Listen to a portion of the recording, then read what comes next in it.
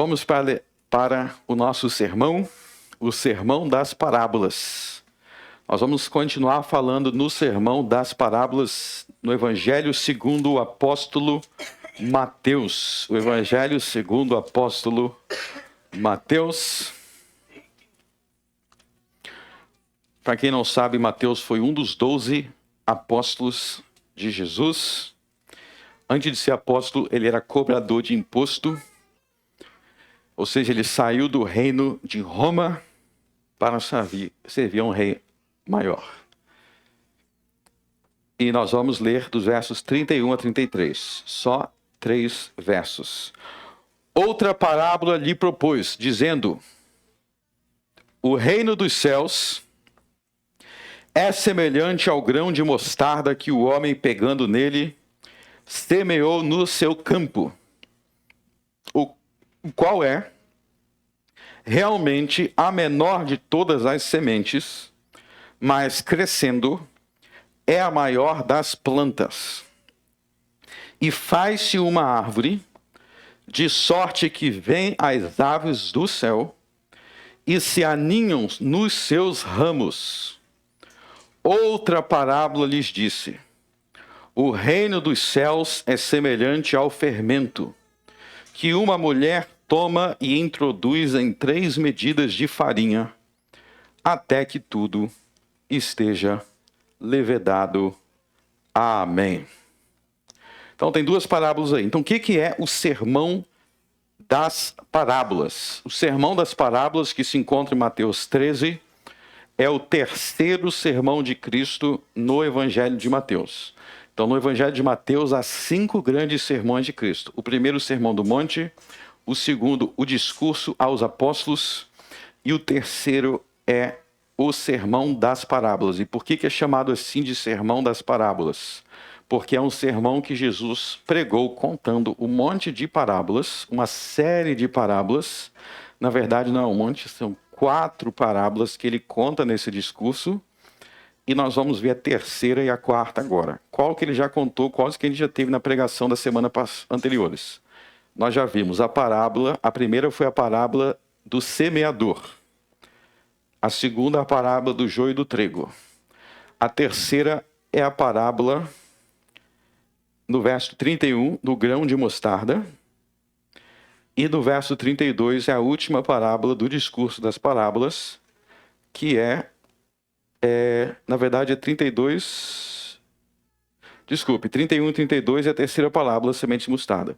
33 é a parábola do fermento. Então hoje nós vamos ver a parábola da semente de mostarda, o grão de mostarda e do fermento, ok? O que essas parábolas visam explicar no sermão das parábolas? Eles visam explicar como que é o reino dos céus, como que é o reino de Deus, como que é o reino de Cristo. Esse é o objetivo das parábolas. Então a primeira, a parábola do semeador, ele explica como que o reino de Cristo avança. Como que o reino de Cristo avança, ele explica que é pela pregação da palavra. Então a parábola do semeador é para dizer que o reino de Cristo avança pela pregação da parábola. Ou seja, o reino de Cristo não é um reino que avança igual aos reinos terrenos, onde um reino terreno declara guerra contra o outro, e aí tem uma guerra física. Eu tomei teu território. Peguei o território através da guerra física, né? Então, com isso, Jesus está explicando que o reino dele não vai crescer, porque a igreja vai se armar, né? A gente vai ter umas bombas e nós vamos forçar todo mundo a se converter, a virar cristão. Não, como é que o reino de Cristo avança? Não é esse tipo de reino. O reino de avança com uma guerra espiritual, ele fala de guerra espiritual, pela pregação das Sagradas Escrituras. Então, essa é a parábola do semeador. A gente guerreia contra o mal com a Bíblia. Por isso você vem no culto, você canta a Bíblia, você lê a Bíblia, você ouve a Bíblia sendo pregada. A gente está numa guerra aqui. Efésios 6 diz que a Bíblia é a espada do Espírito. Então, você vem aqui para tomar espadada. Tá? Você vem aqui para tomar espadada, mas não vou puxar uma espada aqui literal. A espada é essa daqui. Espadada contra o quê? Contra os seus pecados. Você vem aqui para a espada do Espírito Santo arrancar teu orgulho, teu ódio no coração, tua soberba e tudo de ruim que tiver na tua vida. E aí, essa guerra Jesus vence por meio da palavra. E aí vem a parábola do joio. O que a parábola do joio visa explicar? Ele já explicou como é que o reino de Deus avança, pela pregação da palavra. A parábola do joio e do trigo é para te explicar que nem todo mundo que você pensa que faz parte do reino realmente é. Não, nem todo mundo que diz que é, realmente é. Então, talvez você conheça aquela pessoa lá que ele diz que ele é cristão, que ele busca Deus e papapá. Só que aí você descobre que ele é mentiroso, caloteiro e que ele não ama o seu próximo como a si mesmo e tudo aquilo de ruim. Você fala, ué, esse cara aí não é seguidor de Jesus? Aí Jesus diz, eu não conheço, nem nunca conheci, ele é o joio, ok? Aí Jesus está explicando, tem o joio no meio do trigo e isso nos leva a ter que discernir as coisas com mais cuidado e não acreditar em qualquer um que sai dizendo qualquer coisa. Isso também é muito importante. Não acredite. Nada na vida você pode sair acreditando em tudo. Então, a parábola do joio e do trigo é isso. E aí Jesus explica por que Deus tolera o joio. E agora vem a parábola do grão de mostarda, verso 31. A gente vai ter que ver o que Jesus quer ensinar na parábola do grão de mostarda. O reino dos céus, verso 31, é semelhante ao grão de mostarda. Por que Jesus fala de grão de mostarda? Vários lugares dos evangelhos, Jesus fala em grão de mostarda. E Jesus enfatiza que o grão de mostarda é pequenininho. O grão de mostarda é bem pequeno. Não sei quem tem experiência na fazenda, eu sei que eu não tenho. Eu não fui criado na roça, eu sei que tem os irmãos que foram. Mas eu tenho Google. Então eu sei que o grão de mostarda é muito, muito, muito pequeno. E aí Jesus está dizendo, é semelhante ao grão de mostarda que o homem, pegando nele, semeou no seu campo. Aí olha só o que ele vai dizer no verso 32. O qual é, ou seja, o grão de mostarda, a menor de todas as sementes, mas crescendo é a maior das plantas, e faz-se uma árvore, de sorte que vem as aves do céu se aninham nos seus ramos. Então o que ele está dizendo? Ele está comparando com algo que começa bem pequenininho, só que não continua pequenininho. E não só não continua pequenininho, mas vai crescer, crescer, crescer, crescer, crescer, até que você vai falar, meu Deus, essa é a maior das árvores. Então aquela sementinha se torna a maior das árvores que vai crescendo. E vocês vão ver agora que essa é a mesma ideia da parábola do fermento. Vamos para o verso 33. Verso 33. Outra parábola lhe disse. Você vai ver que é a mesma ideia. O reino dos céus é semelhante ao fermento que uma mulher toma e introduz em 3 medidas de farinha. Agora todo mundo junto? Até que tudo esteja levedado. Então, vamos ver a comparação aqui. Está dizendo que é igual ao fermento. O reino dos céus é como o fermento, que você coloca até que tudo vai afetar tudo, vai ter um crescimento. Então, observe que o detalhe aí é sobre o que Jesus está querendo explicar. É que vai começar pequeno, mas vai se tornar muito grande. O reino dos céus tem um começo pequeno, mas se torna muito grande e muito glorioso. O reformador protestante do século XVI, João Calvino, ele deu a seguinte explicação sobre essas parábolas. Preste atenção em como que ele explicou. O Senhor abre o seu reino com um começo fraco e desprezível para o propósito expresso que o seu poder possa ser mais plenamente ilustrado pelo seu progresso inesperado.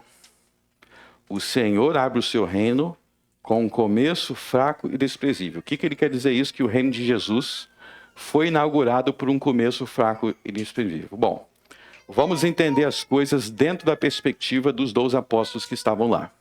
Então, se você fosse os 12 apóstolos, você ia, ou qualquer pessoa que vivia naquela época, mas você ia ouvir falar de Jesus. Aí você vai perguntar, aonde que Jesus nasceu? Bom, ele nasceu numa cidadezinha pequenininha, numa cidade chamada Belém, uma cidade bem pequenininha. Ah, não nasceu em Roma, não? Não nasceu em Roma, a maior cidade da terra. Não nasceu em Jerusalém, a maior cidade de Israel. Não nasceu em Éfeso, não nasceu em Tessalônica, não nasceu nas grandes cidades do mundo.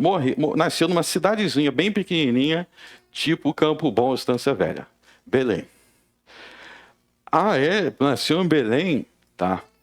E em que lugar de Belém? Tem algum palácio em Belém que ele nasceu? Tem alguma coisa lá incrível em Belém que eu não saiba? Ah, ele nasceu numa manjedoura. Nasceu numa manjedoura. Ah, tá. Por que nasceu numa manjedoura? Ah, porque não tinha lugar para ele para recebê-lo. É mesmo. E os seus pais? Os seus pais não eram tipo assim ricos que podiam contratar ou mandar, vou te dar $1 milhão para você sair daqui, que aqui vai nascer meu filho. Não, os seus pais eram pobres. Então vamos começar aí sobre o nascimento de Jesus. Pais pobres, para quem não sabe, Maria e José eram pobres. Como é que a gente sabe disso? Eu vou explicar rapidamente como é que sabe que eles eram pobres. Porque muita gente estranha isso, porque eles eram descendentes do rei Davi. Mas lembra que naquela época não havia a monarquia mais. A monarquia de Davi tinha acabado no cativeiro babilônico. Inclusive, esse contexto aí que a gente lê os Lamentações é quando acaba a monarquia davídica. Então, os descendentes de Davi não eram mais como no tempo de Salomão, tinha acabado isso daí. Como é que a gente sabe que eles eram pobres? Porque quando Jesus nasce, Maria, a mãe do Senhor, ela vai até o templo oferecer sacrifício. Porque quando você tinha um filho, você tinha que ter o templo oferecer sacrifício. E o sacrifício que ela oferece em Lucas capítulo 2, se você voltar em Levítico, é o sacrifício dos pobres oferecer. Então ela nem oferece o sacrifício, ela oferece dos pobres. Se ele era pobre, José era pobre. Não era pobre de mendigo, tá? Era uma família humilde, não era uma família abastada. Então esse é o Messias, nasceu o Messias, tá? E o início do ministério do Messias. Quando o Messias começou o seu ministério, Jesus, onde é que ele começou? Tá? Aonde que ele começou a pregar?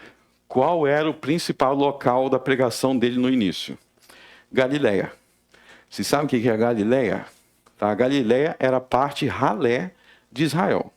Quando você queria falar de gente que não prestava, você falava assim, ó, vem da Galileia. Vem, é o povo burro, pobre. É lá que Jesus começou o ministério dele. Então ele nasceu em Belém, cidade pequenininha,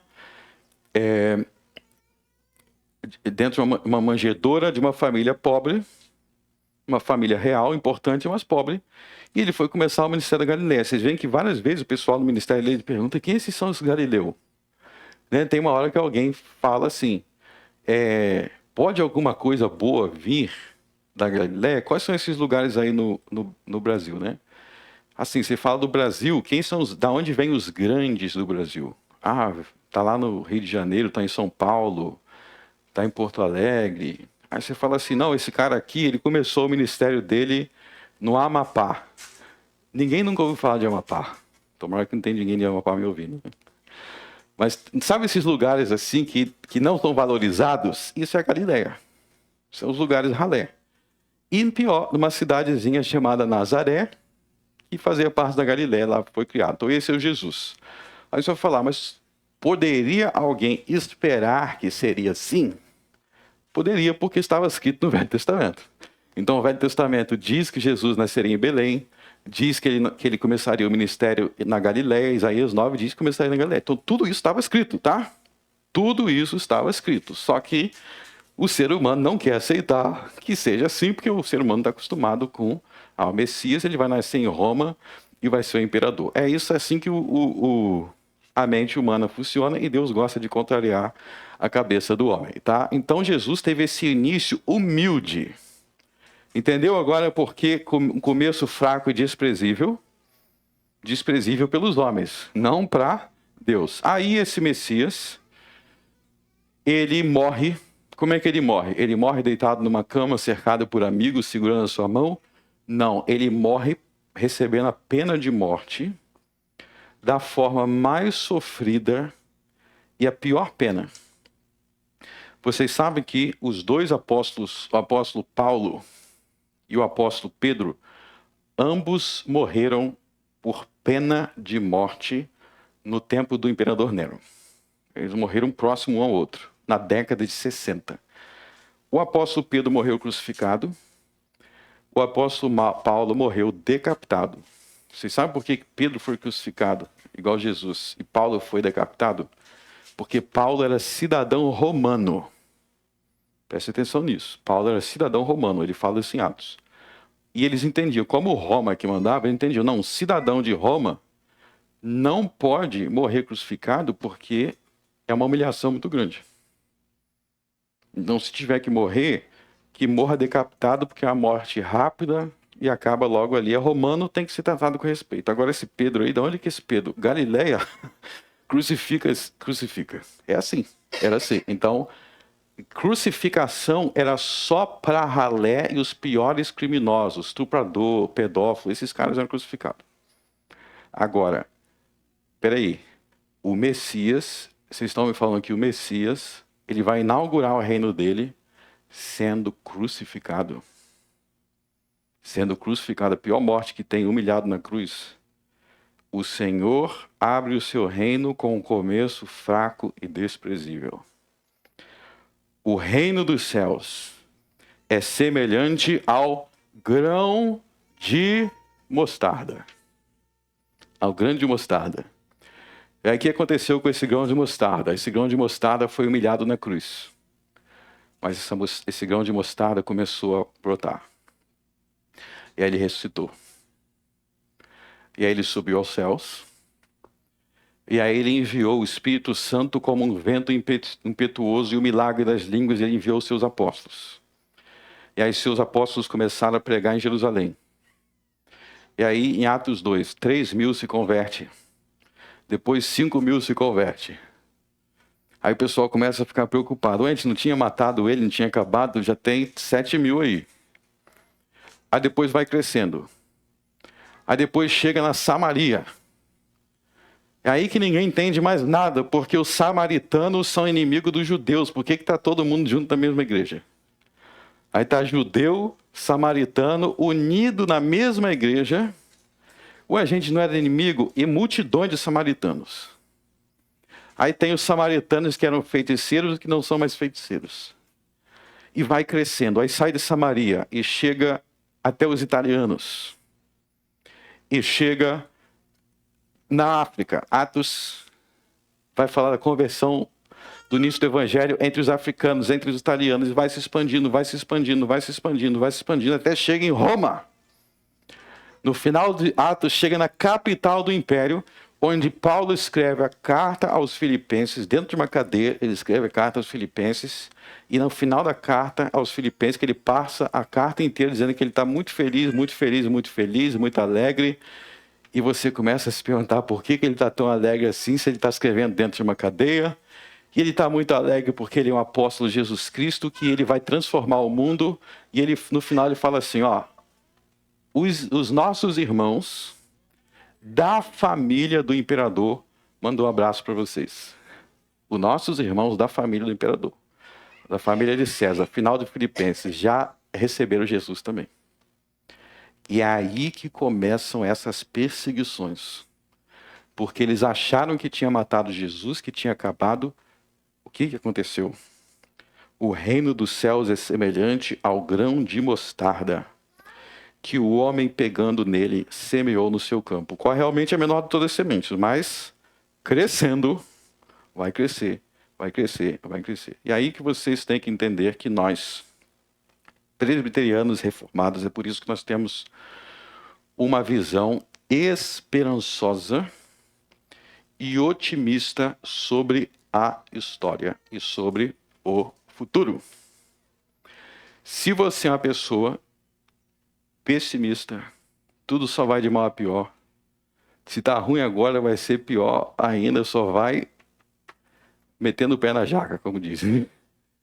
Só vai vir desgraça, só desgraça. Eu tenho um remédio para você. O nome desse remédio se chama grão de mostarda. Você não tem que crer que tudo vai de mal a pior. Você tem que crer que tudo vai de mal a melhor. Você tem que ter esperança. O nome disso é esperança. esperança. Ah, mas como é que eu vou ter esperança se eu vivo num país tão ruim? Notícia, sempre foi ruim. Sabe por que sempre foi ruim? Porque faltou mais grãos de mostarda.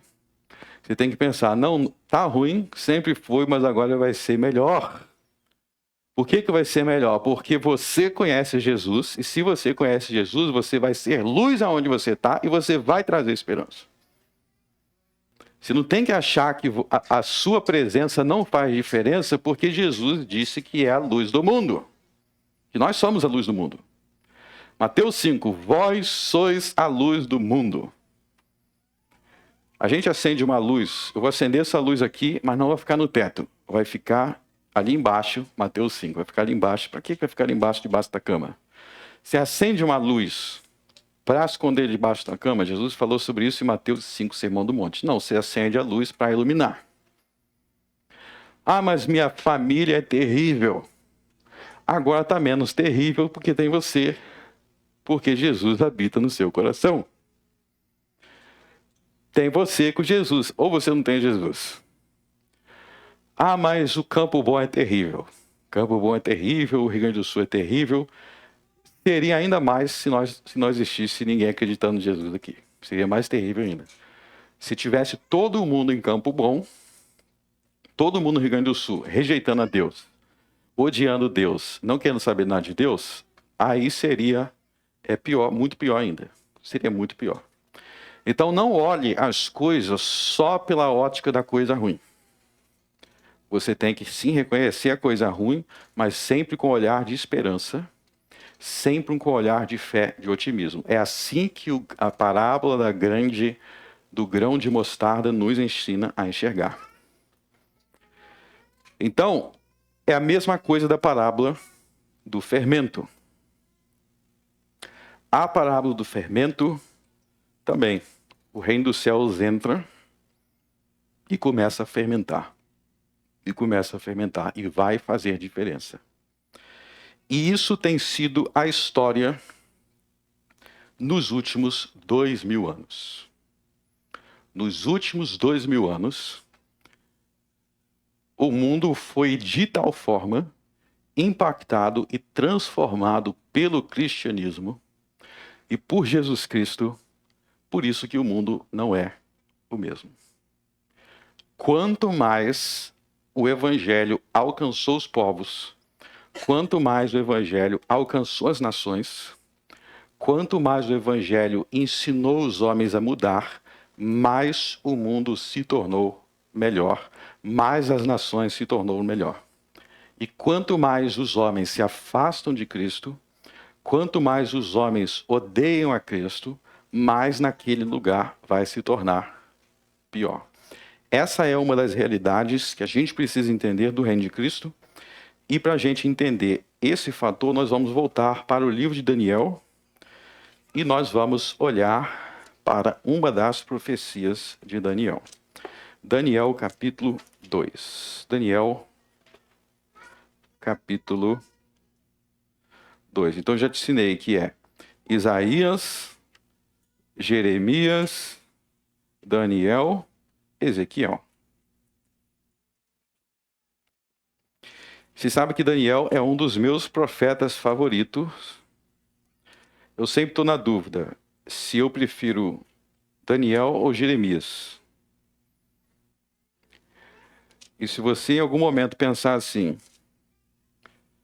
por que coisas ruins acontecem comigo se eu sou um justo? Bom, Daniel foi para o cativeiro babilônico. E ele era muito mais justo que você. Então, às vezes acontece. Mas lá no cativeiro babilônico, Deus guardou Daniel. Vocês sabem que Daniel, no livro de Ezequiel, antes de eu ler aqui, no livro de Ezequiel, Deus cita Daniel como um dos 3 homens mais justos que já existiram na história do mundo. Quem são os 3 homens mais justos que já existiram segundo Deus? Noé, Jó e Daniel. Esses são os 3 caras que, se você convivesse com eles, você ia falar: impressionante, eu sou realmente um lixo.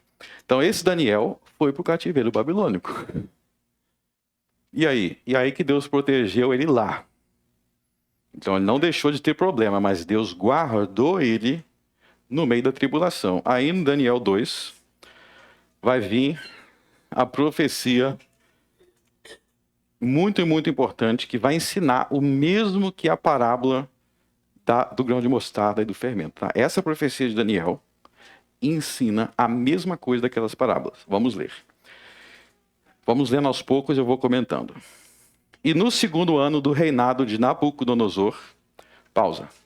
Eu não consigo me controlar, né? Eu leio um pouquinho e já estou comentando. Quem foi Nabucodonosor? Nabucodonosor era o rei da Babilônia que destruiu Jerusalém e o templo no cativeiro, lembra? A gente até leu agora Lamentações, esse contexto aqui, de Nabucodonosor que destruiu tudo. Então, Nabucodonosor destruiu tudo e levou Daniel para a Babilônia. E no segundo ano do reinado de Nabucodonosor, Nabucodonosor teve sonhos e o seu espírito se perturbou e passou-se-lhe o sono. Então o rei mandou chamar os magos, os astrólogos, os encantadores e os caldeus para que declarassem ao rei os seus sonhos. E eles vieram e se apresentaram diante do rei. E o rei lhe disse: tive um sonho, e para saber o sonho está perturbado o meu espírito. E os caldeus disseram ao rei em aramaico: ó rei, vive eternamente, diz o sonho a teus servos, e daremos a interpretação. Respondeu o rei e disse aos caldeus: o assunto me tem escapado. Se não me fizerdes saber o sonho e a sua interpretação, sereis despedaçados, e as vossas casas serão feitos um monturo. Para aí. Então, acontece o seguinte, o rei Nabucodonosor teve um sonho, e ele esqueceu do que ele sonhou.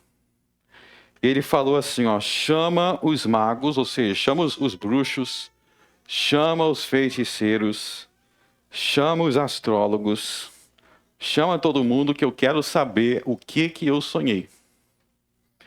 E se eles não me falarem, eu vou matar todo mundo. Que legal, né?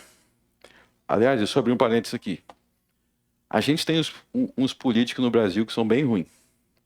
Mas pelo menos eu não sei de ameaça de morte, assim. Então nisso daí a gente já melhorou, né? A gente está melhor. Então entenda que naquele tempo o rei, ele tinha um poder absoluto que se ele cismasse com a sua cara, ele podia matar e ninguém ia falar nada. Vocês vão ver que Nabucodonosor é assim, os reis eram assim. Da onde que vem essa ideia de reis mais tranquilos e que não pode fazer tudo o que quiser? Do cristianismo. Vamos falar sobre isso depois. Mas, nesse tempo, ele fazia o que quiser, então falava, eu vou matar todo mundo. Verso 6. Se vós me declarardes o sonho, a sua interpretação, recebereis de mim dádivas, recompensas e grande honra. Portanto, declarai-me o sonho e a sua interpretação. Se você me falar o que é, você vai receber dádivas, se não falar, mato. Responderam segunda vez e disseram, diga ao rei o sonho os seus servos e daremos a sua interpretação. Respondeu o rei e disse, percebo muito bem que vós quereis ganhar tempo, porque vedes que o assunto me tem escapado. Ou seja, eu já entendi que vocês estão tentando me enrolar. Por que ele está exigindo isso? Se eles são feiticeiros mesmo, eles têm que saber o que ele sonhou, é isso que ele está falando. Ou vocês estão me enrolando e vocês não sabem. Então você vê que há um clima tenso, até que vai entrar em cena, sabe quem? Daniel. Verso 12, pula para o verso 12. Por isso o rei muito se irou, enfureceu e ordenou que matassem a todos os sábios da Babilônia. E saiu o decreto segundo o qual deviam ser mortos os sábios e buscaram Daniel e seus companheiros para que fossem mortos. Para aí. Por que eles querem matar Daniel e os seus amigos? Você fala, Daniel não é um profeta? O que ele tem a ver com esses feiticeiros, com esses bruxos, magos, e videntes e astrólogos? Porque na cabeça dele não tinha diferença. Na cabeça dele, se tu é mago, se tu é astrólogo, se tu é profeta de Deus, é tudo a mesma coisa. Então mata todo mundo e acabou. Aí chega essa notícia para Daniel. E aí no verso 16. E Daniel pediu ao rei que lhe desse tempo para que pudesse dar a interpretação. Então Daniel foi para sua casa e fez saber o caso a Ananias, Misael e Azarias, seus companheiros, para que pedissem misericórdia ao Deus do céu, e sobre este mistério, a fim de que Daniel e seus companheiros não perecessem, juntamente com o restante dos sábios da Babilônia. Para aí, o que Daniel foi fazer quando ele recebeu a notícia? Ele foi pecar, ele foi fazer alguma coisa? Olha só, Daniel já está no cativeiro babilônico, que ele nem deveria ter ido para lá, e agora ele está sendo ameaçado de morte. Se Daniel fosse como alguns de nós, em vez de orar, ele ia começar a murmurar e reclamar: Deus, você é injusto, você me colocou aqui para eu ser ameaçado de morte, eu sou um profeta, eu não mereço isso. Negativo. Daniel manteve a calma e falou: eu sei quem vai me ajudar. Eu sei quem vai me socorrer nessa tragédia. Deus. Ele orou a Deus. Ele falou: Nabucodonosor, espera só um momentinho que eu já vou voltar e dizer o que é. Porque eu conheço um Deus que vai me revelar o que é. Homem corajoso. Precisamos, meus irmãos, se espelhar nesses homens. Aconteceu uma tragédia, corra para orar. Corra para orar. Porque Deus dá socorro até no meio do cativeiro da Babilônia. E tem mais. Isso aqui é muito importante, uma coisa nesse capítulo.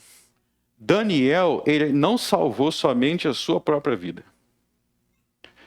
Ele salvou e ele orou pelos feiticeiros e pelos magos. Veja, vamos continuar. Verso 19. Então eles oraram, né? Olha só o verso 19. Então foi revelado o mistério de Daniel numa visão de noite. Então Daniel louvou o Deus do céu. Falou Daniel dizendo: seja bendito o nome de Deus de eternidade a eternidade, porque dele são a sabedoria e a força. E ele muda os tempos e as estações, ele remove os reis, estabelece os reis, ele dá sabedoria aos sábios e conhecimento aos entendidos. Ele revela o profundo e o escondido, conhece o que está nas trevas e com ele mora a luz. Ó Deus de meus pais, eu te dou graças e te louvo, porque me deste sabedoria e força. Agora me fizeste saber a que te pedimos, porque nos fizeste saber este assunto do rei. Por isso Daniel foi ter com Arioque, ao qual o rei tinha constituído para matar os sábios da Babilônia. Entrou e disse-lhe assim: não mates os sábios da Babilônia, introduze-me na presença do rei, e declarei ao rei a interpretação. Está vendo que ele está dizendo: não mate os sábios da Babilônia? Quem são os sábios da Babilônia? Essa palavra sábio aí está se referindo a quem?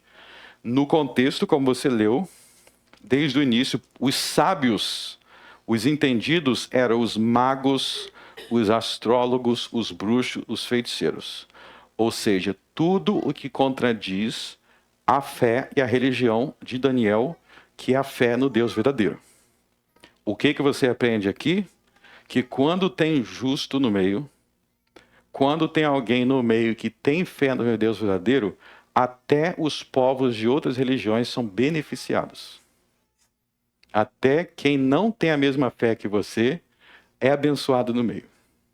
Porque esses bruxos e astrólogos iam morrer, Daniel intercedeu por ele, porque Daniel foi atendido por Deus, eles também não morreram. Aonde tem justo, não é só os cristãos que são abençoados. Os ímpios também são abençoados porque os cristãos estão ali também. Porque Deus entrou ali e os bruxos sobreviveram. Porque o Deus, Jesus disse em Mateus 5, que Deus abençoa, Mateus 5, que Deus dá bênçãos até aqueles que não creem nele, recebem bênçãos. Até quem não crê nele, Deus manda sol, manda chuva, dá emprego, dá comida, dá alegria no coração, dá uma família, até quem não crê nele. De tão misericórdia que Deus é, misericordioso. É igual se tiver você, tem você na sua rua. Tem você lá na sua rua e você está orando para Deus diminuir a criminalidade. Todo dia você ora para a rua ficar tranquila. Para não ter mais bandido invadindo casa, todo dia você ora por isso. Tem seu vizinho que ele nunca ora, só fica o dia inteiro xingando, fazendo vagabundagem e nada que presta. Ele é abençoado porque você orou. Porque agora a rua vai ficar mais tranquila. E ele vai ficar tranquilo. Então, essas coisas, nós como cristãos, nós queremos abençoar todo mundo. Eu quero que todo o estado do Rio Grande do Sul não tenha enchente. Pode ser o bandista, feiticeiro, bruxo. Eu não quero que a casa deles seja atingidas. Eu quero que eles tenham comida para comer. Mas, se Deus escolher enviar enchente, se Deus escolher o cativeiro babilônico, não sou eu que vou reclamar com Deus. O que eu vou fazer é orar. Então vocês estão vendo que Daniel está na Babilônia. Ele não é o culpado por estar na Babilônia. É o povo que era muito rebelde, mas ainda assim ele abençoou as pessoas ao redor dele. Está vendo como é outra mentalidade? Não é a mentalidade de alguém revoltado que vai ficar ali. Eu não deveria estar aqui, ou isso, aquilo. Ele está ali procurando abençoar até pessoa que nem tinha a religião dele. Ele está abençoando. Então nós devemos ser assim. A gente tem, no ambiente que a gente tiver, esteja bem ou esteja ruim, a gente vai tentar fazer o melhor ali. Qual o melhor para os meus vizinhos? Agora, se eles vão crer em Deus, aí é com Deus, é entre ele e Deus. Eu vou fazer o melhor. Eu não vou ficar murmurando ou reclamando ou julgando Deus. Então, isso é muito importante. E existem bênçãos que vêm. Porque você vai ser, se a pessoa não está buscando a Deus, mas você pode ser luz ali. Então Daniel foi luz no meio da Babilônia, sem se preocupar que ele estava ali e não deveria estar, que esse pessoal não tem a mesma fé que eu, que isso, que aquilo outro. Não, ele foi luz. Vamos continuar. E aí, Daniel vai falar com o rei, e ele vai ter uma profecia de 4 reinos. É uma profecia de 4 reinos, tá? É uma profecia de uma grande estátua. Olha só a explicação que ele vai dar no verso, a partir do verso 29. Estando tu, ó rei, na tua cama, subiram os teus pensamentos acerca do que há de ser depois disto. Aquele, pois, que revela os mistérios, te fez saber o que há de ser. E a mim me foi revelado este mistério, não porque haja em mim mais sabedoria do que em todos os viventes, mas para que a interpretação se fizesse saber ao rei e para que entendesse os pensamentos do seu coração. Então, olha só a palavra de humildade. Não é porque eu sei de tudo, mas porque tem um Deus que sabe de tudo. Verso 31. Tu, ó rei, estavas vendo, e eis aqui uma grande estátua. Esta estátua, ele está contando o sonho. Esta estátua era imensa, cujo esplendor era excelente, e estava em pé diante de ti, e a sua aparência era terrível. E a cabeça daquela estátua era ouro fino, o seu peito e seus braços de prata, o seu ventre e as suas coxas de cobre, as pernas de ferro, os seus pés em parte de ferro e em parte de barro. Estava vendo isso quando uma pedra foi cortada, sem auxílio de mãos, a qual feriu a estátua nos pés de ferro e de barro e os esmiuçou. Então foi juntamente esmiuçado o ferro, o barro, o bronze, a prata e o ouro, os quais se fizeram como pragana nas eiras do estio, e os ventos os levou, e não se achou lugar algum para eles. Mas a pedra, todo mundo junto, mas a pedra que feriu a estátua se tornou grande monte e encheu toda a terra. Este é o sonho, também a sua interpretação diremos na presença do rei. Então ele falou o sonho. Então qual foi o sonho? Uma grande estátua cada parte de a estátua era feita de um material. Então tinha cabeça de ouro, tinha o peito e os braços, tinha o ventre e depois tinha a perna.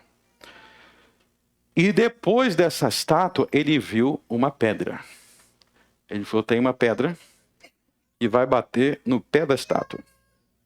E vai destruir a estátua, e vai se tornar, essa pedrinha, vai se tornar uma grande montanha.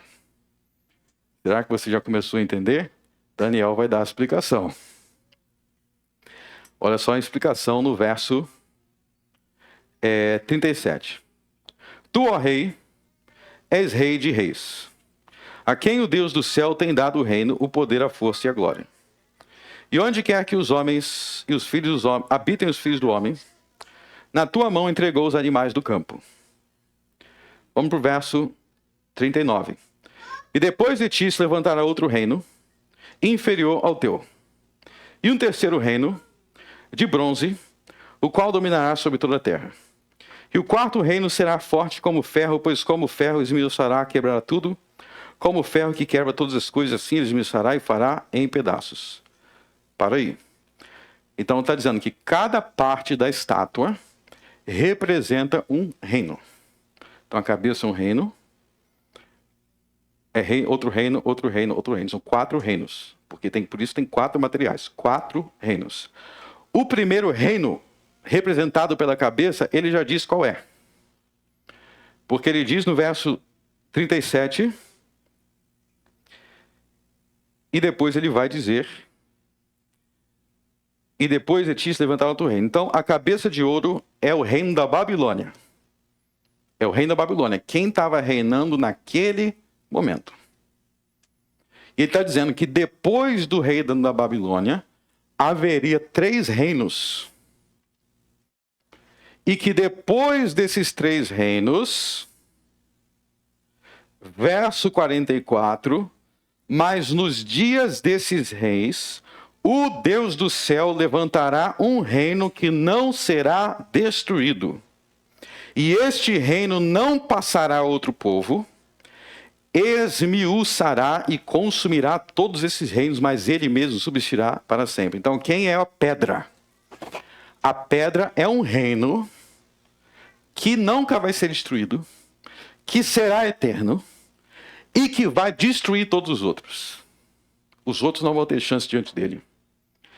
Quem é este reino? É o reino do Filho do Homem, é o reino de Jesus. Então o que Daniel está dizendo? Tem o reino da Babilônia, depois do reino da Babilônia vai vir outro reino, vai vir outro reino, vai ter o quarto. No tempo do quarto reino, vai vir a pedra. Como é que essa pedra começa? Ela começa pequena. Por quê? Porque depois, olha só o verso 35, ela depois que ela cresce, depois que ela enche toda a terra, mas ela começa a pedra pequena. Meus irmãos, isso é a história básica do mundo. Porque aí é a Babilônia. E se você ler o resto do livro de Daniel, Daniel dá o nome para os reinos. O resto do livro de Daniel, se ler até Daniel 12, ele dá um nome. Eu não vou ler o livro todo aqui, mas tem pregações minhas sobre isso no YouTube, se você quiser estudar o livro de Daniel inteiro. Mas eu vou resumir para vocês. Quais são os reinos? Babilônia é o primeiro. O segundo, Medo-Persa. O terceiro, os gregos, de Alexandre o Grande. Qual foi o quarto reino depois da Babilônia? O Império Romano. Jesus veio exatamente no tempo do quarto reino, desde Daniel, no tempo do Império Romano. Você já pararam no Novo Testamento que o povo já sabia que o Cristo viria naquela época? Como que eles sabiam? Como que eles sabiam que era aquela época? Com base no livro de Daniel. Inclusive, quando Jesus nasce, tem um cara que ele diz assim, um cara lá no templo. Ele falou, agora eu já sei que eu posso morrer, porque eu estava esperando vir o Cristo. Agora eu posso até morrer. Eu já vi o Cristo, aí viu o bebezinho, ele falou, agora eu posso morrer para o céu. Que eu já, como dizem, zerei a vida, né? Ele falou isso. Então, se você estudar o livro do profeta Daniel, ele vai dizer exatamente quando Jesus ia nascer. E qual é a visão aqui do reino de Cristo? A visão do reino de Cristo é que ele começaria pequeno, mas ele encheria toda a terra. E nós estamos aqui em Campo Bom para provar que isso é verdade. Porque não existe raça, povo no mundo que não ouviu falar do Rei Jesus.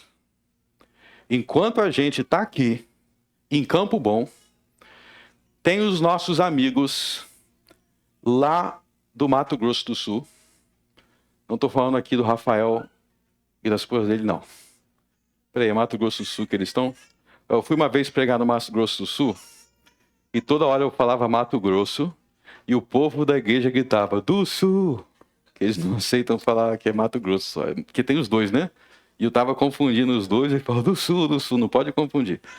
Mas eu fui pregar lá. E lá eu fiquei sabendo da Igreja Presbiteriana Indígena do Brasil. E é uma igreja presbiteriana que é focada em evangelizar índios. E eles estão lá, os índios, nesse momento, os índios presbiterianos, talvez até mais entendidos de presbiterianismo que você, adorando a Deus todo esse momento. Se você for no Polo Norte, se você for na Antártica, se você for na África, se você for em Cuba, se você for na China, em todo o mundo, Jesus está sendo adorado hoje. Hoje. Em todo o mundo. É proclamada a nossa fé. Sabe quando que Daniel viveu? 500 anos antes de Jesus nascer. Como que ele sabia 500 anos que haveria esse reino? E o resto do livro é maravilhoso. Daniel é maravilhoso porque ele dá todos os detalhes. Gente, ele dá detalhes muito precisos. Inclusive a data. Ele dá a data que viria Jesus. Ele dá... Olha só isso daqui, como que Daniel é impressionante. Quando aconteceu a guerra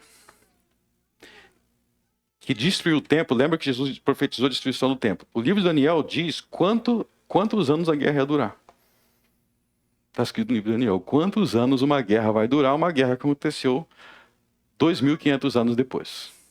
Então Daniel, o profeta que falou de Jesus, e aí nós precisamos nos perguntar, aonde está a Babilônia? Pode jogar no Google, a Babilônia hoje é um deserto. Tem gente que até se perguntava se tinha existido um lugar chamado Babilônia porque era só deserto no Iraque. Aonde está a Babilônia? Não existe mais aquele império babilônico. Não existem esses impérios mais. Esses impérios acabaram. Por quê? Porque o conhecimento de Cristo tem crescido em toda a terra. E é onde o conhecimento de Cristo chega. A injustiça é destronada. A mentira é destruída. Os espíritos imundos são expulsos. Quanto mais um povo, uma nação, um império é alcançado pelo Evangelho, mais as coisas ruins vão se afastando daquele lugar. Você quer fazer um teste? Pegue os lugares mais destruídos do mundo. Os lugares mais pobres. Os lugares que têm mais injustiça. São os lugares onde tem pouco ensinamento de Jesus. Só de ouvir falar, não, ninguém ali pratica. Quanto mais um lugar foi afetado por Jesus, o ensino de Jesus chegou ali com mais força, mais lugar melhor. É só fazer o seguinte teste. Se você fizer a lista dos países do mundo onde mais as pessoas gostariam de morar, se for sair do seu país, qual país você gostaria de morar? Vai ser os países que mais já foram impactados pelo cristianismo. E os lugares que as pessoas mais não querem ir, é onde foi menos impactado. Eu me lembro na época eu falei de Nabucodonosor na Babilônia, né? Eu me lembro da época da Copa do Mundo, eu acho que foi 94 ou 98. Tô ficando velho, né? Mas na Copa do Mundo 94, 98, eu acho que o Iraque estava jogando na Copa e Saddam Hussein falou, o filho de Saddam Hussein falou assim, ó, se o Iraque for eliminado na primeira fase, ele ia matar os jogadores. E ele falou que ia matar os jogadores e ele chegou a botar no paredão. Eu não sei se ele chegou a matar alguém, mas teve que um outro país intervir para não matar. A gente se pergunta assim, que lugares do mundo são esses que essas coisas acontecem? Os lugares onde o evangelho chegou menos. Você vê que Saddam Hussein tinha a mesma cabeça de Nabucodonosor. Mas o que aconteceu depois que Daniel trouxe essas verdades para Nabucodonosor? O que aconteceu? Aconteceu uma das coisas mais impressionantes do mundo. Virem para Daniel 4 para a gente terminar. Uma das coisas mais impressionantes do mundo. Sabe o que aconteceu com Nabucodonosor? Ele se converteu. Ele vai falar, quer saber de uma coisa? Eu destruí o templo, eu furei os 2 olhos do rei Ezequias, eu fiz acontecer, mas eu cheguei à conclusão que o Deus verdadeiro é esse Daniel. Olha só, Daniel 4. Nabucodonosor, rei, a todos os povos, nações e línguas que moram em toda a terra. Então, isso é a carta dele.